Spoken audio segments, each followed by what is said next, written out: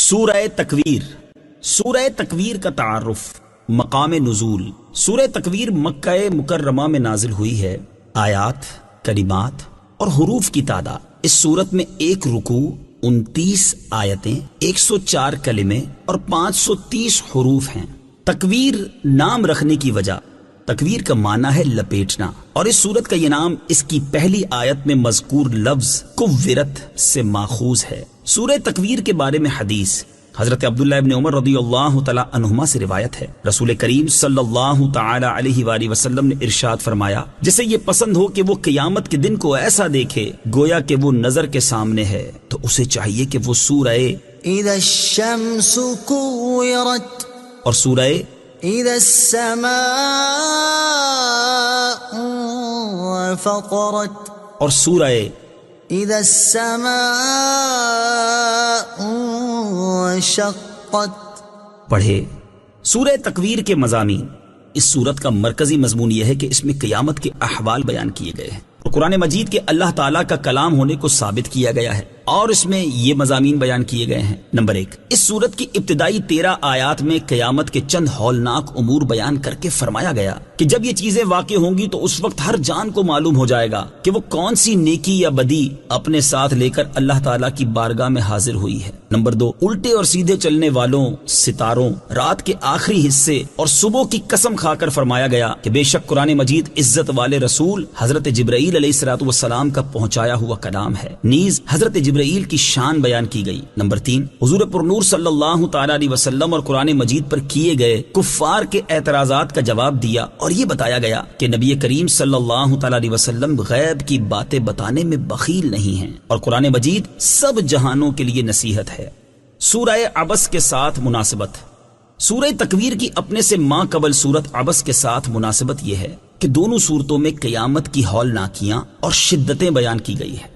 بسم اللہ الرحمن الرحیم. ترجمہ: اللہ کے نام سے شروع جو نہایت مہربان رحمت والا ہے.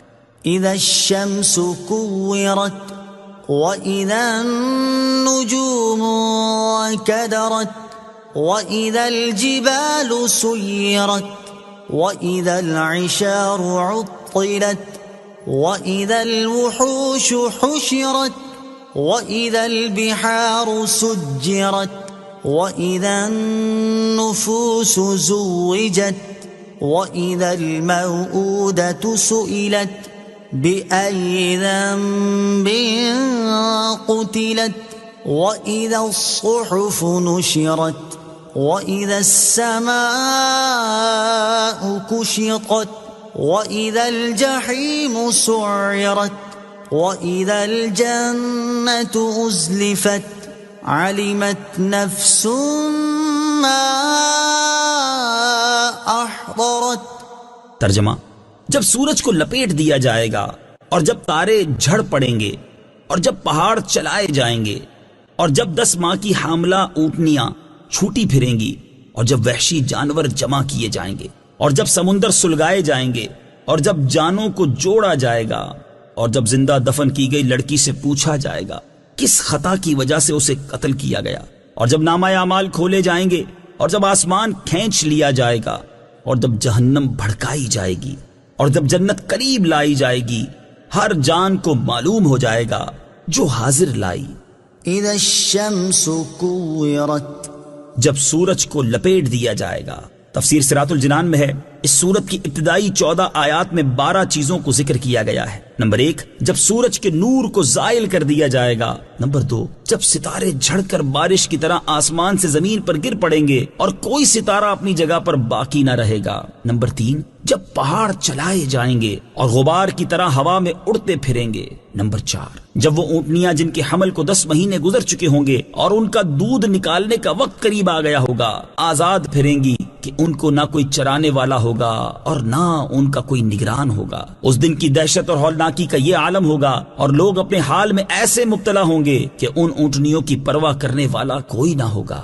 نمبر 5، جب قیامت کے دن دوبارہ زندہ کیے جانے کے بعد وحشی جانور جمع کیے جائیں گے تاکہ وہ ایک دوسرے سے بدلہ لیں، پھر خاک کر دیے جائیں۔ نمبر 6، جب سمندر سلگائے جائیں گے پھر وہ خاک ہو جائیں گے۔ نمبر 7، جب جانوں کے جوڑ بنیں گے۔ مفسرین نے اس کے مختلف معنی بیان کیے ہیں۔ نمبر 1، نیک لوگ نیکوں کے ساتھ اور برے لوگ بروں کے ساتھ کر دیے جائیں گے۔ نمبر 2، جانیں اپنے جسموں کے ساتھ یا اپنے عملوں کے ساتھ ملا دی جائیں گی۔ نمبر 3، ایمانداروں کی جانیں حوروں کے ساتھ اور کافروں کی جانیں شیاطین کے ساتھ ملا دی جائیں گی۔ نمبر 4، روحیں اپنے جسموں کی طرف لوٹا دی جائیں گی۔ نمبر 8، جب اس لڑکی سے پوچھا جائے گا جو زندہ دفن کی گئی ہو کہ کس خطا کی وجہ سے اسے قتل کیا گیا۔ اہل عرب کا دستور تھا کہ زمانہ جاہلیت میں وہ لڑکیوں کو زمین میں زندہ دفن کر دیتے تھے، اور یہ سوال قاتل کی سرزنش کے لیے ہوگا تاکہ وہ لڑکی جواب دے کہ میں بے گناہ ماری گئی تھی۔ نمبر 9، جب نامہ اعمال حساب کے لیے کھولے جائیں گے۔ نمبر 10، جب آسمان اپنی جگہ سے ایسے کھینچ لیا جائے گا جیسے ذبح کی ہوئی بکری کے جسم سے کھال کھینچ لی جاتی ہے۔ نمبر 11، جب جہنم کو اللہ تعالیٰ کے دشمنوں کے لیے بھڑکایا جائے گا۔ نمبر 12، اور جب جنت کو اللہ تعالیٰ کے پیاروں کے قریب لایا جائے گا۔ اس کے بعد فرمایا کہ جب یہ 12 چیزیں واقع ہوں گی تو اس وقت ہر جان کو معلوم ہو جائے گا کہ وہ کون سی نیکی یا بدی اپنے ساتھ لے کر حاضر ہوئی ہے۔ وَإِذَا الْمَوْءُودَةُ سُئِلَتْ، اور جب زندہ دفن کی گئی لڑکی سے پوچھا جائے گا۔ تفسیر صراط الجنان میں ہے، حضرت عمر فاروق رضی اللہ تعالیٰ عنہ سے اس آیت کے بارے میں پوچھا گیا تو انہوں نے نام لے کر فرمایا۔ ایک صاحب تاجدار رسالت صلی اللہ تعالیٰ علیہ وسلم کی بارگاہ میں حاضر ہوئے اور عرض کی، یا رسول اللہ صلی اللہ تعالیٰ علیہ وسلم، میں نے زمانہ جاہلیت میں اپنی 8 بیٹیوں کو زندہ زمین میں دفن کر دیا تھا، اب میرے لیے کیا حکم ہے؟ نبی کریم علیہ الصلوۃ والسلام نے ارشاد فرمایا، تم ہر بیٹی کی طرف سے غلام آزاد کر دو۔ اس شخص نے دوبارہ عرض کی، یا رسول اللہ صلی اللہ تعالیٰ علیہ وسلم، میرے پاس غلام نہیں ہیں، البتہ میں اونٹوں کا مالک ہوں۔ ارشاد فرمایا، اگر تم چاہو تو ہر بیٹی کے بدلے 1 اونٹ ہدیہ کر دو۔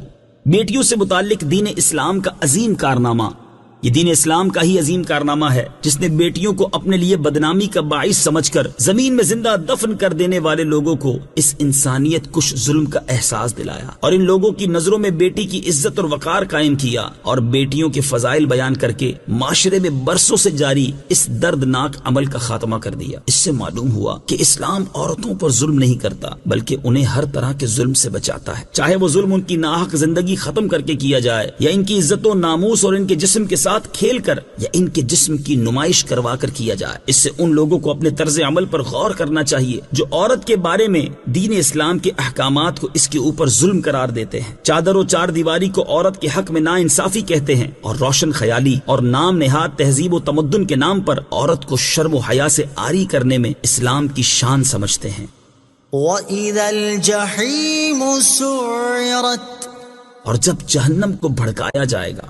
تفسیر صراط الجنان میں ہے، اس سے مراد یہ ہے کہ قیامت کے دن جہنم کی بھڑک میں مزید اضافہ کیا جائے گا تاکہ وہ کفار کو ہمیشہ کے لیے جلاتی رہے، ورنہ جہنم تو جب سے پیدا کی گئی ہے تب سے ہی بھڑک رہی ہے۔ حضرت ابو ہریرہ رضی اللہ تعالی عنہ سے روایت ہے، حضور اقدس صلی اللہ تعالی علیہ وسلم نے ارشاد فرمایا، جہنم کی آگ 1000 سال بھڑکائی گئی یہاں تک کہ وہ سرخ ہو گئی، پھر 1000 سال بھڑکائی گئی یہاں تک کہ وہ سفید ہو گئی، پھر 1000 سال بھڑکائی گئی یہاں تک کہ وہ سیاہ ہو گئی، اب وہ انتہائی سیاہ ہے۔ علمت نفس ما احضرت، ہر جان کو معلوم ہو جائے گا جو حاضر لائی۔ تفسیر صراط الجنان میں ہے، جب لوگوں کو اپنے کیے ہوئے اچھے برے اعمال معلوم ہوں گے تو اس وقت ان کا جو حال ہوگا اس کے بارے میں ایک اور مقام پر ارشاد فرمایا، يوم تجد كل نفس ما عملت من خير محضرا وما عملت من سوء تود لو أن بينها وبينه أمدا بعيدا ويحذركم الله نفسه واللہ رؤوف بالعباد۔ ترجمہ، یاد کرو جس دن ہر شخص اپنے تمام اچھے اور برے اعمال اپنے سامنے موجود پائے گا تو تمنا کرے گا کہ کاش اس کے درمیان اور اس کے اعمال کے درمیان کوئی دور دراز کی مسافت حائل ہو جائے، اور اللہ تمہیں اپنے عذاب سے ڈراتا ہے اور اللہ بندوں پر بڑا مہربان ہے۔ ہر مسلمان کو چاہیے کہ وہ ان آیات میں زیادہ سے زیادہ غور کرے تاکہ اس کے دل میں اللہ تعالیٰ کا خوف پیدا ہو اور اسے گناہوں سے بچنے اور نیک اعمال کرنے کی سوچ نصیب ہو۔ فلا اقسم بالخنس الجوار الكنس والليل اذا عسعس والصبح اذا تنفس انه لقول رسول كريم ذي قوة عند ذي العرش مكين مطاع ثم امین۔ ترجمہ: تو ان ستاروں کی قسم جو الٹے چلیں، جو سیدھے چلیں، چھپ جائیں، اور رات کی جب پیٹھ دے کر جائے اور صبح کی جب سانس لے، بے شک یہ عزت والے رسول کا کلام ہے جو قوت والا ہے، عرش کے مالک کے حضور عزت والا ہے، وہاں اس کا حکم مانا جاتا ہے، امانت دار ہے۔ فلا اقسم بالخنس، تو ان ستاروں کی قسم جو الٹے چلیں۔ تفسیر صراط الجنان میں ہے، اس آیت اور اس کے بعد والی 6 آیات کا خلاصہ یہ ہے کہ اے کافروں، تمہارا یہ گمان کہ قرآن جادو یا شعر یا اگلے لوگوں کی کہانیاں ہیں ہرگز درست نہیں۔ مجھے ان ستاروں کی قسم جو الٹے چلیں اور سیدھے چلیں اور اپنے چھپنے کی جگہوں پر چھپ جائیں، اور رات کی قسم جب وہ جانے لگے اور اس کی تاریکی ہلکی پڑ جائے، اور صبح کی قسم جب وہ ظاہر ہو جائے اور اس کی روشنی خوب پھیل جائے۔ بے شک یہ قرآن اللہ تعالیٰ کی طرف سے عزت والے رسول حضرت جبرائیل علیہ السلام کا پہنچایا ہوا کلام ہے جو کہ قوت والا ہے، عرش کے مالک کے حضور عزت و مرتبے والا ہے، اور آسمانوں میں فرشتے اس کی اطاعت کرتے ہیں، اور وہ انبیاء کرام علیہ السلام تک اللہ تعالیٰ کی وحی پہنچانے پر امانت دار ہے۔ الجوار الکنس، جو سیدھے چلیں چھپ جائیں۔ تفسیر صراط الجنان میں ہے، حضرت علی المرتضیٰ کرم اللہ تعالی وجہ الکریم فرماتے ہیں کہ ان آیات میں جن کا ذکر ہے ان سے مراد وہ 5 سیارے ہیں جنہیں خمسہ متحیرہ کہا جاتا ہے۔ وہ یہ ہیں: نمبر 1 زحل، نمبر 2 مشتری، نمبر 3 مریخ، نمبر 4 زہرہ، نمبر 5 عطارد، اور بعض مفسرین نے فرمایا کہ ان سے تمام ستارے مراد ہیں۔ انہ لقول رسول کریم، بے شک یہ عزت والے رسول کا پڑھنا ہے۔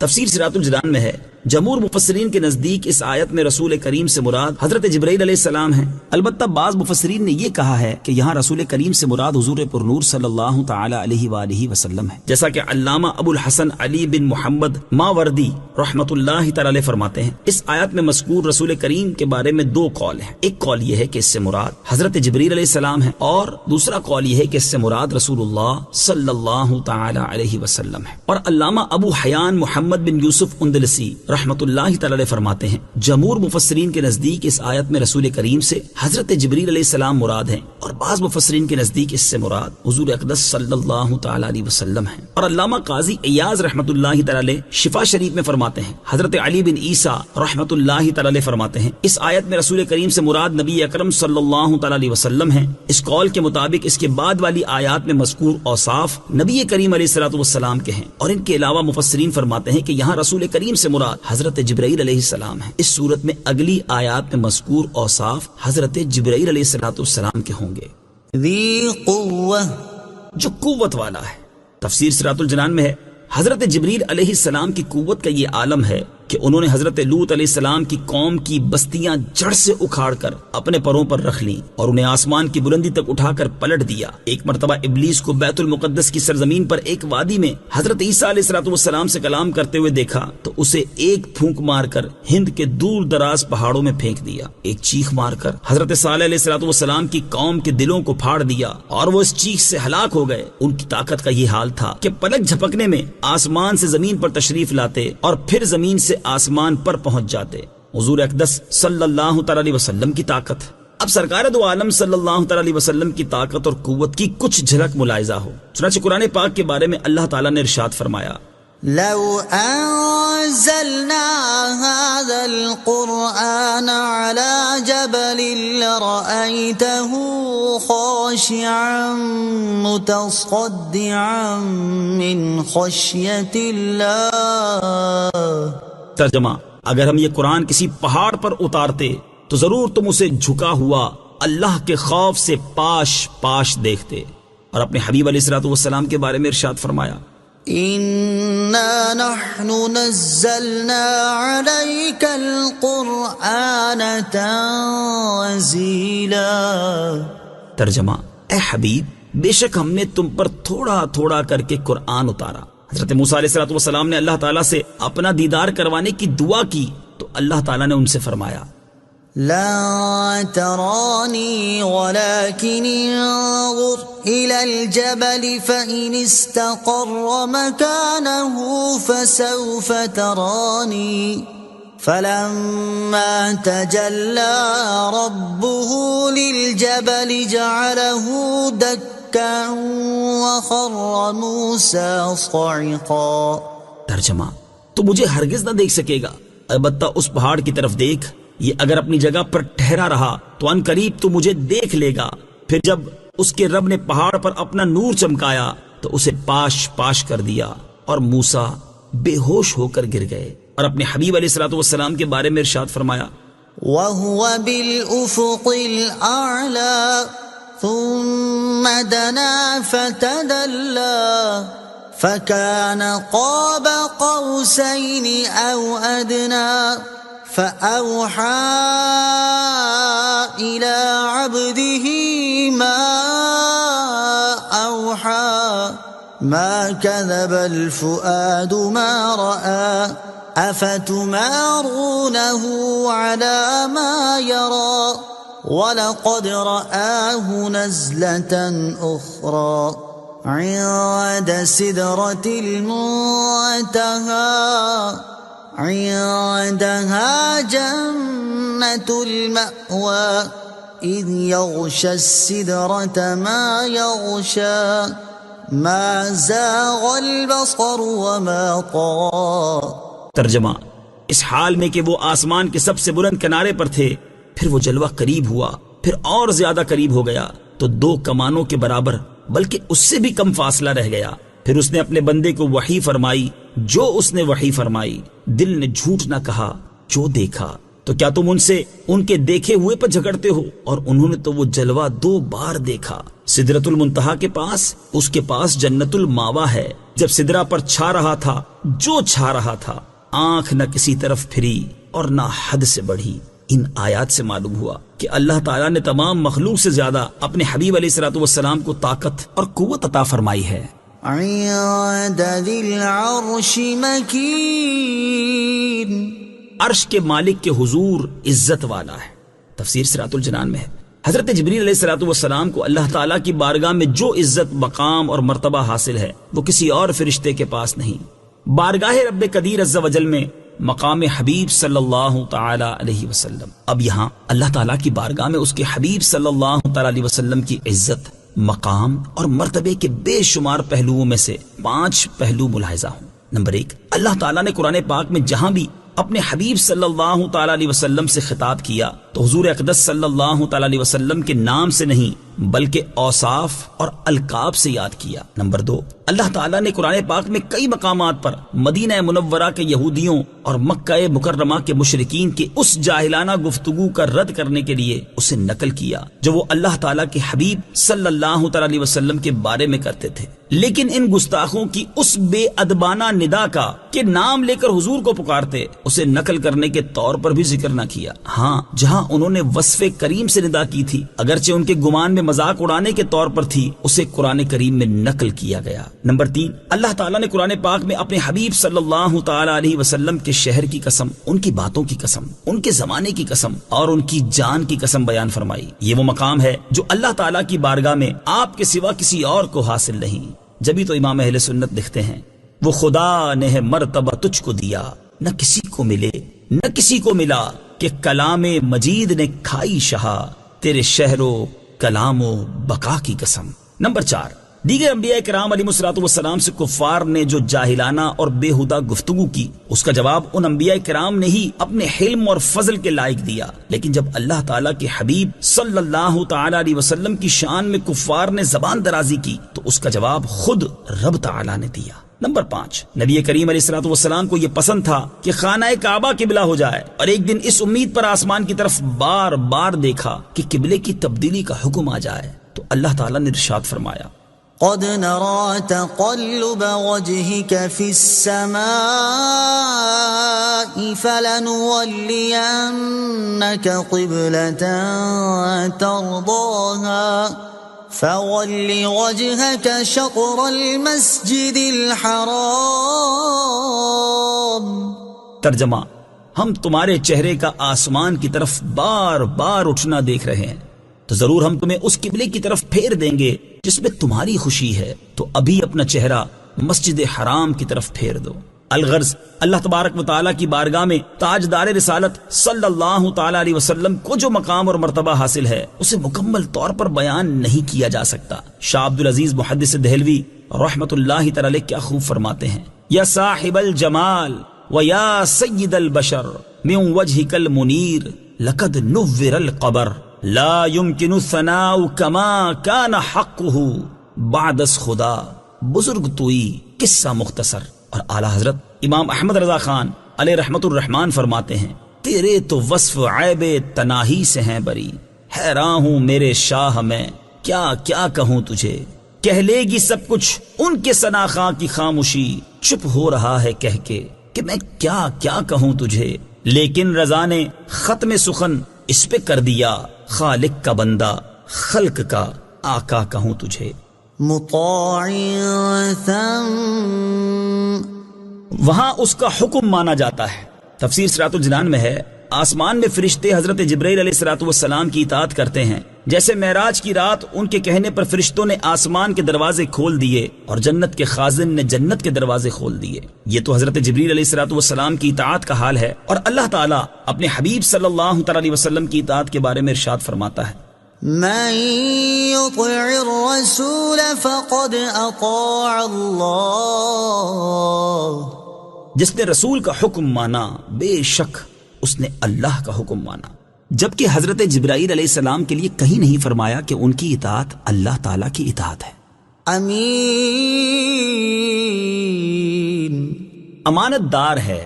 تفسیر صراط الجنان میں ہے، حضرت جبرائیل علیہ السلام اللہ تعالیٰ کی وحی انبیاء کرام علیہ الصلوۃ والسلام تک پہنچانے میں امانت دار ہیں، اور تاجدار رسالت صلی اللہ تعالی علیہ وآلہ وسلم اس وحی کو مخلوق تک پہنچانے میں امانت دار ہیں، اللہ تعالیٰ کے اسرار اور رموز میں امانت دار ہیں، اور آپ ایسے امانت دار ہیں کہ آپ کی جان کے دشمن بھی آپ کو امین کہتے اور اپنی امانتیں بے خوف و خطر آپ کے پاس رکھوا دیتے تھے۔ وما صاحبكم بمجنون، ترجمہ، اور تمہارے صاحب مجنون نہیں، وما صاحبكم بمجنون،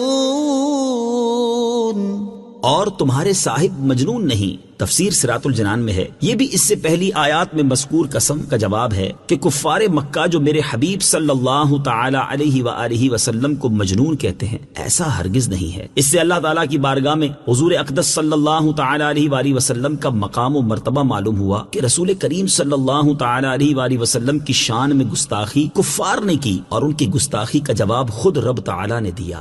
وَلَقَدْ رَآهُ بِالْأُفُقِ الْمُبِينِ وَمَا هُوَ عَلَى الْغَيْبِ بِضَنِينٍ، ترجمہ، اور بے شک انہوں نے اسے روشن کنارے پر دیکھا، اور یہ نبی غیب بتانے پر بخیل نہیں۔ وَلَقَدْ رَآهُ بِالْأُفُقِ الْمُبِينِ، اور بے شک انہوں نے اسے روشن کنارے پر دیکھا۔ تفسیر صراط الجنان میں ہے، یعنی نبی کریم صلی اللہ تعالی علیہ وآلہ وسلم نے سورج کے طلوع ہونے کی جگہ پر حضرت جبرائیل علیہ السلام کو ان کی اصلی صورت میں دیکھا۔ وَمَا هُوَ عَلَى الْغَيْبِ بِضَنِينٍ، اور یہ نبی غیب بتانے پر بخیل نہیں۔ تفسیر صراط الجنان میں ہے، ابو محمد حسین بن مسعود بغوی رحمت اللہ تعالی علیہ اس آیت کی تفسیر میں فرماتے ہیں، یعنی میرے حبیب صلی اللہ تعالی علیہ وآلہ وسلم کو غیب کا علم آتا ہے، وہ تمہیں بتانے میں بخل نہیں فرماتے بلکہ تم کو بھی اس کا علم دیتے ہیں۔ ابو سعید عبداللہ بن عمر بیضاوی رحمت اللہ تعالی علیہ اس آیت کی تفسیر میں فرماتے ہیں، نبی کریم صلی اللہ تعالی علیہ وآلہ وسلم کو جو غیب کی باتیں بتائی جاتی ہیں انہیں بتانے میں وہ بخل نہیں کرتے۔ اس سے معلوم ہوا کہ تاجدار رسالت صلی اللہ تعالی علیہ وآلہ وسلم کو اللہ تعالی نے غیب کا علم عطا فرمایا ہے، اور آپ صلی اللہ تعالی علیہ وآلہ وسلم نے اس میں سے بہت کچھ اپنے صحابہ کرام کو بتایا ہے۔ حضور اقدس صلی اللہ تعالی علیہ وآلہ وسلم کے علم غیب کے بارے میں تفصیلی معلومات حاصل کرنے کے لیے فتاوی رضویہ کی جلد نمبر 29 سے ان 3 رسائل کا مطالعہ فرمائیں۔ نمبر 1، انباء المصطفیٰ بحال سر و اخفا، یعنی حضور اقدس صلی اللہ تعالی علیہ وسلم کو ما کانا و ما یکون کا علم دیے جانے کا ثبوت۔ نمبر 2، ازاحۃ العیب بسیف الغیب، یعنی علم غیب کے مسئلے سے متعلق دلائل اور بد مذہبوں کا رد۔ نمبر 3، خالص الاعتقاد، یعنی علم غیب سے متعلق 120 دلائل پر مشتمل ایک عظیم کتاب۔ وما هو بقول الشيطان الرجيم فأين تذهبون۔ ترجمہ، اور قرآن مردود شیطان کا پڑھا ہوا نہیں، پھر تم کدھر جاتے ہو؟ وما هو بقول الشيطان الرجيم، اور قرآن مردود شیطان کا پڑھا ہوا نہیں۔ تفسیر صراط الجنان میں ہے، کفار مکہ یہ کہتے تھے کہ کوئی جن یا شیطان حضور اقدس صلی اللہ تعالی علیہ وآلہ وسلم کو یہ کلام سنا جاتا ہے۔ ان کا رد کرتے ہوئے اس آیت اور اس کے بعد والی آیت میں اللہ تعالیٰ نے ارشاد فرمایا کہ قرآن مردود شیطان کا پڑھا ہوا نہیں ہے، پھر تم قرآن کو چھوڑ کر کدھر جاتے ہو اور کیوں قرآن سے اعراض کرتے ہو، حالانکہ اس میں شفا اور ہدایت ہے۔ کفار کے اس اعتراض کا جواب ایک اور مقام پر بھی دیا گیا ہے، چنانچہ اللہ تعالیٰ ارشاد فرماتا ہے، وما تنزلت به الشياطين وما ينبغي لهم وما يستطيعون إنهم عن السمع لمعزولون۔ ترجمہ، اور اس قرآن کو لے کر شیطان نہ اترے اور نہ ہی وہ اس قابل تھے اور نہ وہ اس کی طاقت رکھتے ہیں، وہ تو سننے کی جگہ سے دور کر دیے گئے ہیں۔ ان هو الا ذکر للعالمین لمن شاء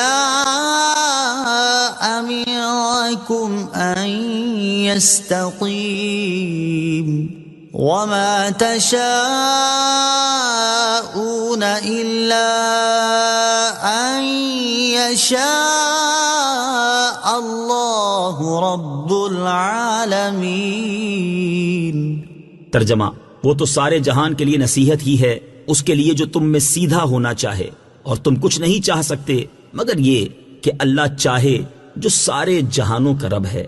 ان هو الا ذکر للعالمین، وہ تو سارے جہان کے لیے نصیحت ہی ہے۔ تفسیر صراط الجنان میں ہے، اس آیت اور اس کے بعد والی آیت کا خلاصہ یہ ہے کہ قرآن عظیم تمام جنوں اور انسانوں کے لیے نصیحت ہے، اور اس سے وہی نصیحت حاصل کر سکتا ہے جسے حق کی پیروی کرنا، اس پر قائم رہنا اور اس سے نفع حاصل کرنا منظور ہو۔